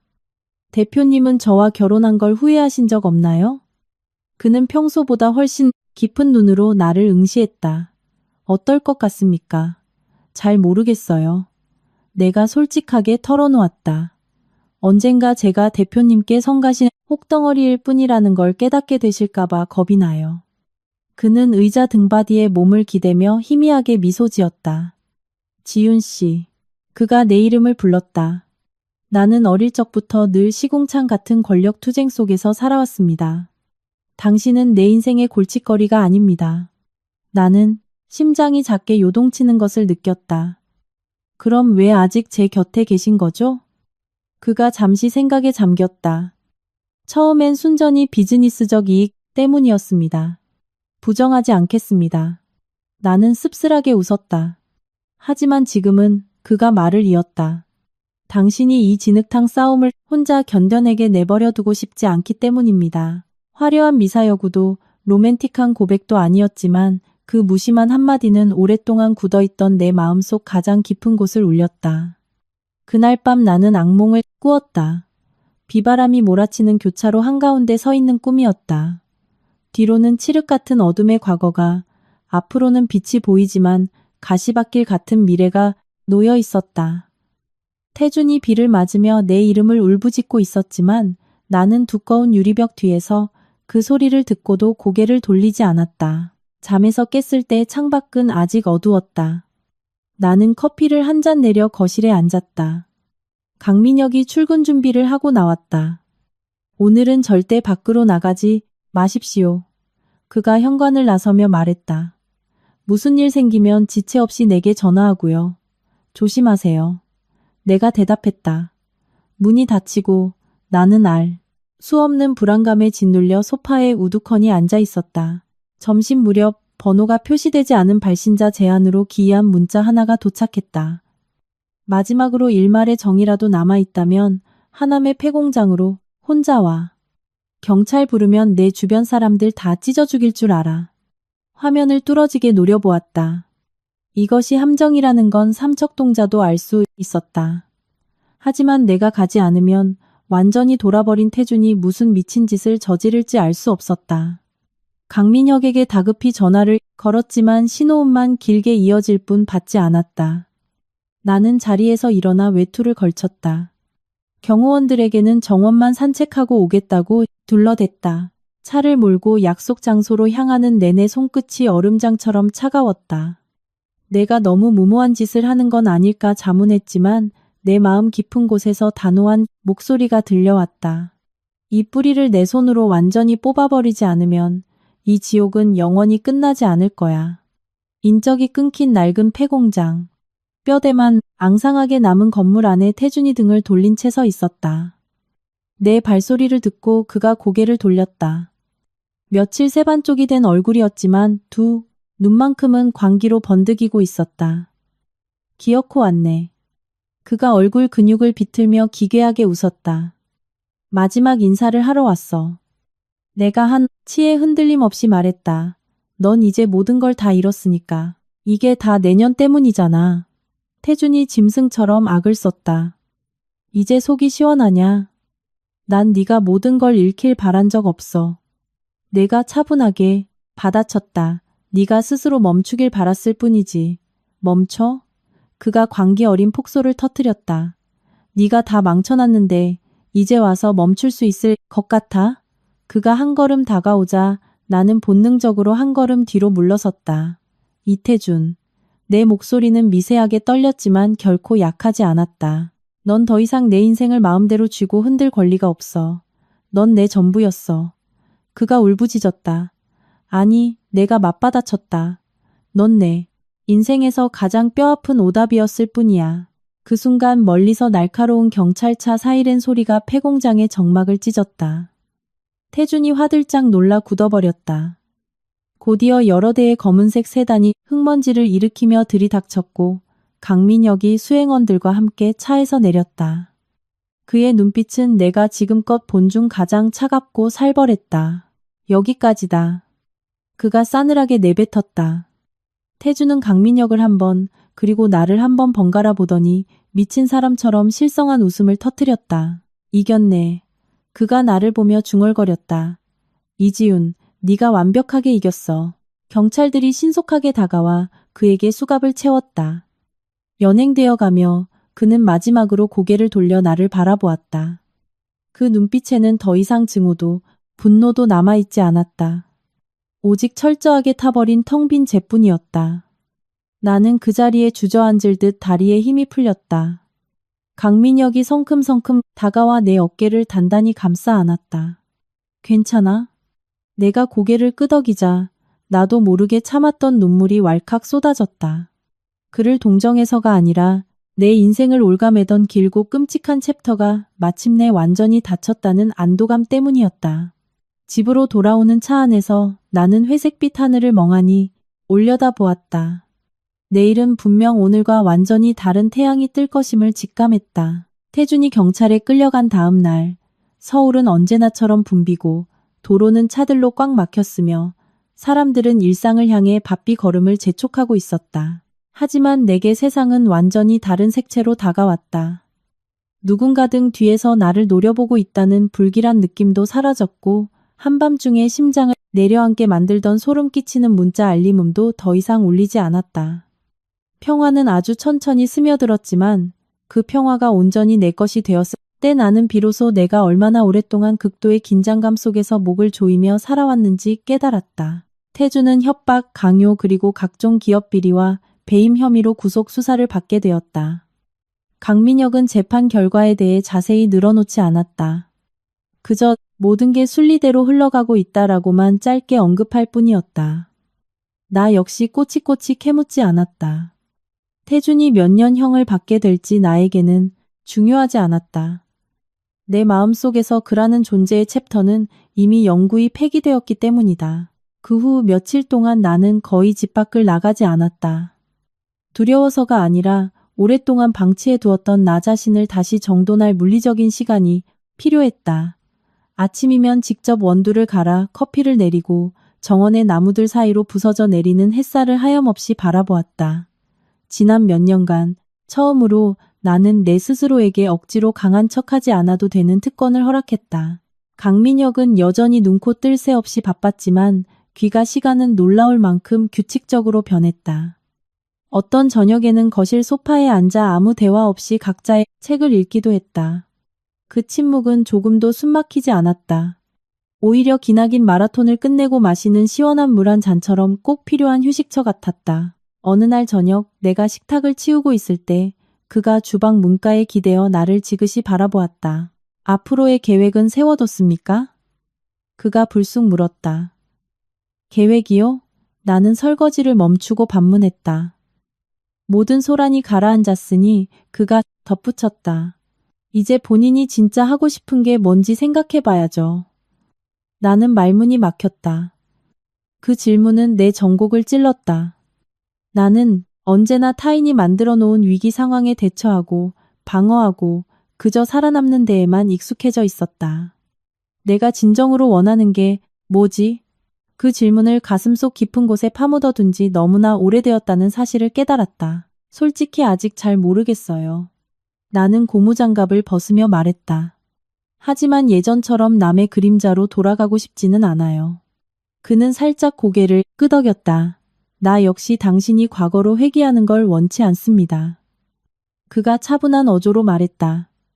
내가 사고뭉치 짐덩이가 될까봐 겁나지 않으세요? 내가 장난 반 진담 반으로 물었다. 그는 옅게 웃음을 터뜨렸다. 골칫거리가 되는 건 하나도 무섭지 않습니다. 그가 대답했다. 진짜 무서운 건 자기 자신이 아닌 누군가의 꼭두각시로 평생을 낭비하며 사는 거죠. 그 말은 그날 밤 내내 귓가에 맴돌았다. 침대에 누워 천장을 바라보며 나는 태준이나 민혁, 그 어떤 남자와도 엮이지 않은 온전한 나, 이지윤의 미래를 처음으로 그려보았다. 5년 전, 지독한 연애의 수렁에 빠지기 전 내가 꿈꿨던 열정들을 떠올렸다. 내 이름을 딴 작은 디자인 브랜드를 런칭하고 싶었던 꿈. 남자를 지키기 위해 희생이라사 포장지로 덮어버렸던 나의 잃어버린 야망들. 다음 날부터 나는 방구석에 처박아 두었던 스케치북과 아이디어 노트들을 모조리 꺼냈다. 내가 다시 연필을 쥐고 디자인 시안을 그리기 시작했을 때 강민혁은 곁눈질로 볼 뿐 굳이 묻거나 평가하려 들지 않았다. 그는 그저 따뜻한 차 한 잔을 내 책상 귀퉁이에 조용히 올려두고 돌아설 뿐이었다. 그 무언의 존중 덕분에 나는 재단당하는 느낌 없이 맘껏 자유를 만끽할 수 있었다. 일주일 후 민혁의 어머니가 우리를 평창동 본가로 저녁 식사에 초대했다. 나는 잠시 망설였지만 강민혁이 말했다. 갑시다. 누구 비위를 맞추러 가는 게 아니라 그냥 당신 있는 그대로의 모습을 보여주러 가는 거니까. 식사 자리는 지난번 살얼음판 같았던 대면과는 사뭇 달랐다. 그녀의 눈빛에서 날선 경계심이 많이 거두어져 있었다. 요즘 뭐하고 지내요? 그녀가 딱딱함이 한풀 꺾인 목소리로 물었다. 예전부터 구상하던 브랜딩 기획을 다시 시작해보려 준비 중입니다. 내가 차분하게 대답했다. 그녀는 가볍게 고개를 끄덕였다. 앞으로 뭐가 됐든 본인 뜻대로 해봐요. 우리 집안이 며느리 하나 자기 꿈도 못 펼치게 틀어막을 만큼 속 좁은 집구석은 아니니까. 그것은 그녀 나름의 거친 승인 방식이었다. 나는 애써 감사해하며 허리를 굽히지 않았다. 그저 독립적인 한 인간으로서 대우받았다는 사실에 희미하게 미소 지을 뿐이었다. 집으로 돌아오는 길, 내가 강민혁에게 물었다. 어머님께 따로 무슨 말씀이라도 하신 거예요? 그냥 한마디 했습니다. 그가 운전대를 잡은 채 무심하게 답했다. 아들이 평온하게 사는 걸 보고 싶으시면 아들의 선택을 존중하시라고. 나는 소리내어 웃어버렸다. 대표님은 화법이 꼭 기업 인수합병 협상하는 것 같아요. 그가 나를 슬쩍 쳐다보며 말했다. 하지만 당신과의 관계에서는 어떤 것도 협상하고 싶지 않습니다. 순간 심장이 덜컥 내려앉았다. 그러나 이번에는 섣불리 그 감정에 사랑이라는 꼬리표를 달지 않기로 했다. 감정이라는 건 굳이 서둘러 정의 내리지 않아도 시간이 흐르면 자연스레 제 색깔을 드러내는 법이니까. 월말이 되어 강민혁이 며칠간 도쿄로 출장을 가게 되었다. 현관을 나서기 전 그가 나를 돌아보았다. 집에 혼자 있어도 괜찮겠습니까? 전 이제 누군가의 삼엄한 경호가 필요한 연약한 여자가 아니에요. 내가 어깨를 으쓱하며 답했다. 그는 소리내어 웃으며 고개를 끄덕였다. 그가 떠나자 집은 한층 더 넓어 보였고 조용해졌다. 하지만 허전하지 않았다. 오히려 깊게 숨을 들이쉴 수 있는 여백의 공간처럼 느껴졌다. 나는 운전기사 없이 혼자 외출해 동네의 조용한 카페에 자리를 잡았다. 오랫동안 잊고 지냈던 사람들 틈에 섞여 오롯이 혼자만의 시간을 즐기는 평범한 일상이었다. 그날 저녁 혜진이에게서 연락을 받았던 예전 직장 동료에게서 문자가 왔다. 지윤 씨, 시간 좀 생겼다고 들었는데 작은 프로젝트 하나 같이 해볼 생각 있어요?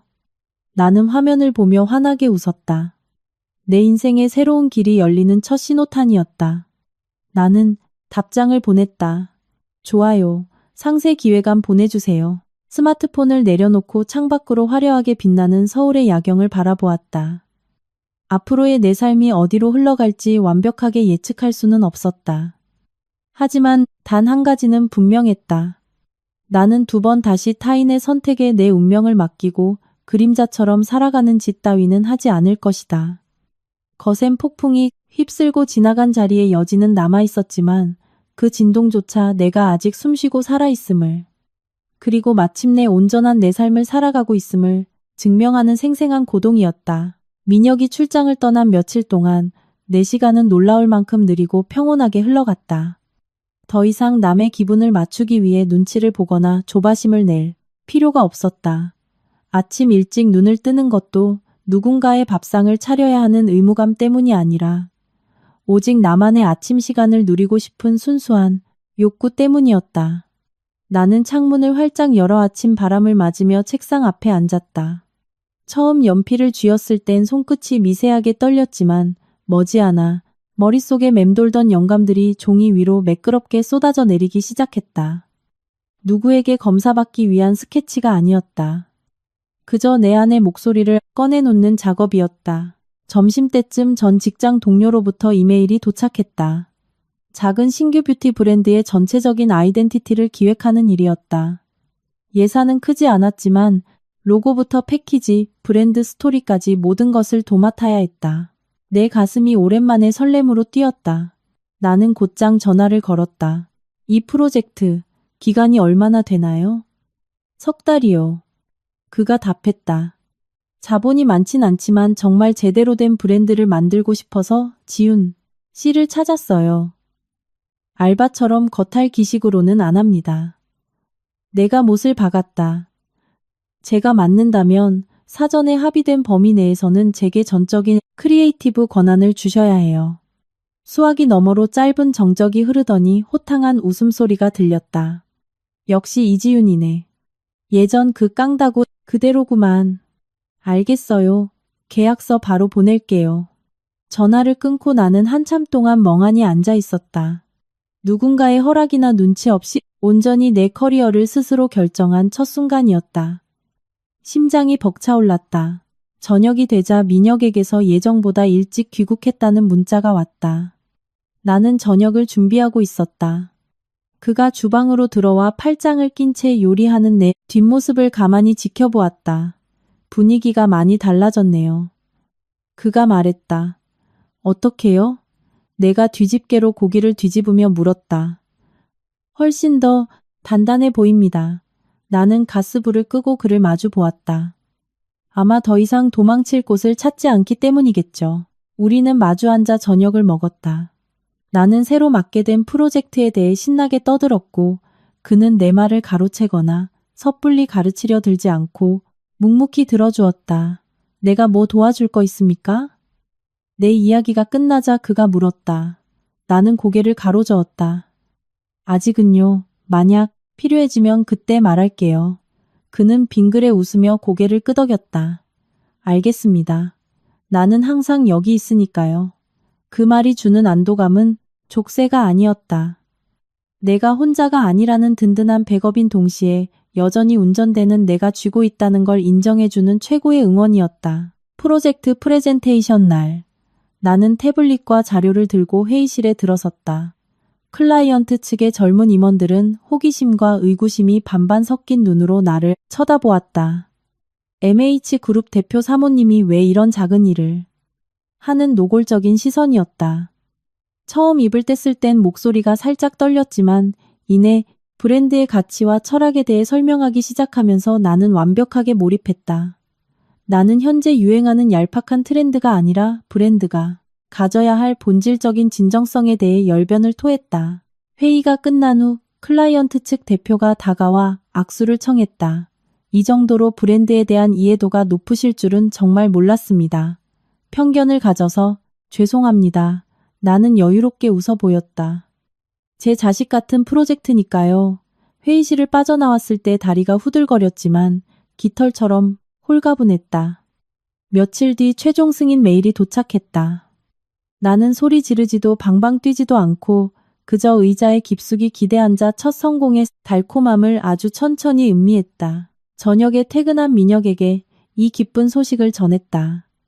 진심으로 축하합니다. 그의 눈빛이 진심으로 빛나고 있었다. 고마워요.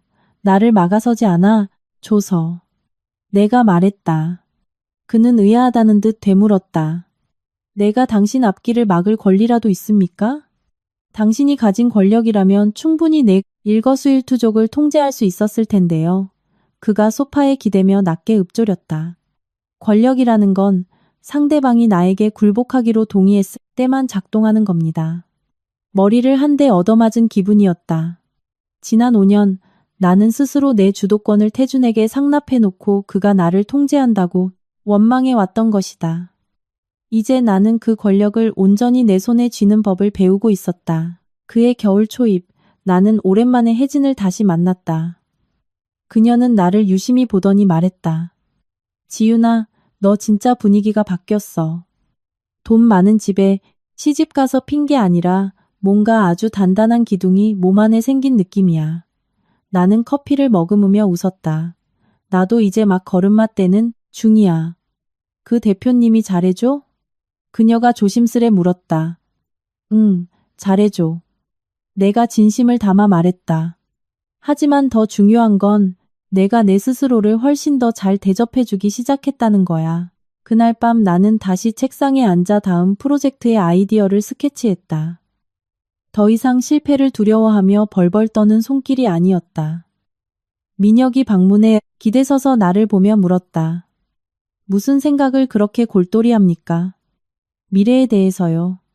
내가 고개를 들지 않은 채 답했다. 그 미래에 나도 있습니까? 그의 목소리엔 농담과 진심이 묘하게 섞여 있었다. 나는 연필을 내려놓고 그를 똑바로 바라보았다. 있어요. 내가 활짝 웃으며 말했다. 하지만 당신이 내 우주의 중심은 아니에요. 그는 소리내어 호탕하게 웃었다. 아주 마음에 드는 대답이군요. 그 순간 우리는 더 이상 계약으로 묶인 방어적인 파트너가 아니라 각자의 두 다리로 굳건히 서서 서로의 곁을 기꺼이 내어주는 성숙한 어른들의 연애를 시작하고 있음을 깨달았다. 어느 비 내리는 늦가을 아침, 나는 모르는 번호로 걸려온 전화를 받았다. 이지윤 씨, 이태준 씨의 국선 변호인입니다. 현관문을 나서려던 내 손이 문고리 위에서 멈칫했다. 무슨 일이죠? 피고인이 정식 공판이 열리기 전에 이지윤 씨를 꼭 한번 뵙고 싶어 합니다. 변호사가 정중하지만 건조하게 말했다. 거절하셔도 좋지만 만나주지 않으면 합의서에 도장을 찍지 않겠다고 버티고 있어서 연락드렸습니다. 나는 잠시 침묵했다. 그 이름은 이미 내 인생에서 완벽히 도려내진 줄 알았는데 어쩌면 내 손으로 직접 마지막 마침표를 찍어야만 닫히는 문이었나 보다. 생각해 보겠습니다. 저녁에 민혁에게 상황을 털어놓았다. 그는 강요하지도 말리지도 않았다. 가고 싶습니까? 솔직히 모르겠어요. 그럼 가보십시오. 그가 말했다. 그 자식을 위해서가 아니라 당신 자신을 위해서. 그 말이 내 등을 떠밀었다. 과거를 회피하는 것이 아니라 똑바로 마주하고 영원히 털어내기 위해. 비가 추적추적 내리는 날 나는 구치소 접견실의 두꺼운 유리벽 앞에 앉아 있었다. 얼마 지나지 않아 낡은 수의를 입은 태준이 걸어 들어왔다. 마지막으로 봤을 때보다 뼈만 앙상하게 남아 있었고 눈빛엔 광기도 분노도 없이 그저 짙은 체념만이 고여 있었다. 지윤아, 그가 갈라진 목소리로 불렀다. 나는 표정 변화 없이 그를 응시했다. 할 말이 뭐야? 미안해. 그가 고개를 푹 숙인 채 말했다. 내가 다 잃어서 미안한 게 아니라 널 사람으로 대하지 않아서 미안해. 나는 말어리를 끊지 않고 가만히 들었다. 난 네가 언제나 거기 있을 줄 알았어. 내가 무슨 미친 짓을 해도 넌 항상 내 뒤에서 치워주는 사람이라고 당연하게 여겼어. 마음이 묘했다. 분노도 연민도 잃지 않았다. 그저 뒤늦게 도착한 택배 상자를 열어보는 듯한 무덤덤한 뿐이었다. 네가 그런 선택을 했고 내가 입을 열었다. 나는 떠나는 선택을 했을 뿐이야. 태준의 눈시울이 붉어졌다. 용서해 달라는 거 아니야. 그냥 이 말을 하지 않으면 내가 죽을 것 같아서. 난 네가 한 짓을 용서하지 않아. 내가 단호하게 말했다. 하지만 그 원망을 내 마음에 더 이상 담아두지도 않을 거야. 태준이 놀란 듯 나를 쳐다보았다. 너 정말 완전히 다른 사람이 됐구나. 아니, 내가 자리에서 일어나며 말했다. 나는 이제야 원래 내 자리로 돌아온 거야. 접견실을 나서자 차가운 빗방울이 얼굴에 닿았지만 춥지 않았다. 차에 올라타 민혁에게 전화를 걸었다. 끝났어요. 데리러 가겠습니다. 그의 짧은 대답이 내 마음을 한없이 평온하게 만들었다. 그해 연말, 나는 성수동에 내 이름을 건 작은 브랜딩 스튜디오를 오픈했다.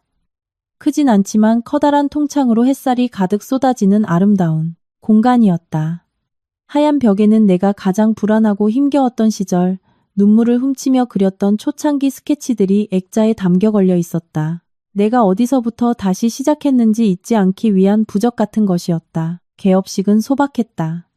절친한 혜진이, 함께 일하는 파트너들, 그리고 구석에 조용히 서서 나를 흐뭇하게 지켜보는 강민혁. 건배사를 하기 위해 사람들 앞에 섰을 때 나는 화려한 성공담이나 과거의 시련을 포장하지 않았다.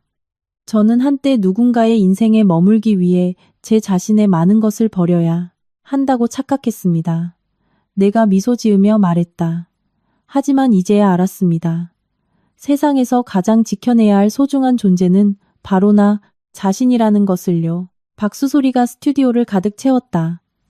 눈시울이 뜨거워졌지만 나는 울지 않았다. 그날 밤 집에 돌아와 나는 오랫동안 내 감정의 쓰레기통이자 피난처였던 낡은 노트를 펼쳤다.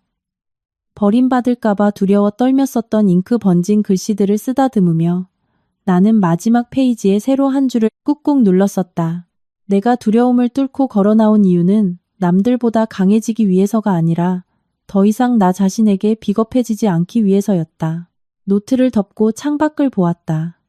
거대한 서울의 불빛은 여전히 어지럽게 반짝이고 있었고 삶은 끊임없이 새로운 변수들을 던져댈 것이다. 하지만 무슨 일이 닥치더라도 나는 두 번 다시 누군가의 그림자 속에 숨어 나를 갉아먹는 짓은 하지 않을 것이다. 나는 사랑하는 법을 배웠다. 하지만 무엇보다도 중요한 건 내 자신을 온전히 사랑하는 법을 배웠다는 것이다. 이 이야기를 끝까지 들어주신 청취자 여러분, 마음 깊이 감사드립니다. 한 번의 잘못된 선택으로 고통받고 계신 분이 있다면 떠나는 것은 결코 패배가 아니라 나 자신을 구원하는 가장 용기 있는 선택임을 잊지 마시길 바랍니다. 이야기가 위로가 되셨다면 구독과 좋아요로 따뜻한 마음을 나누어 주세요. 여러분의 평안하고 눈부신 내일을 진심으로 응원합니다. 감사합니다.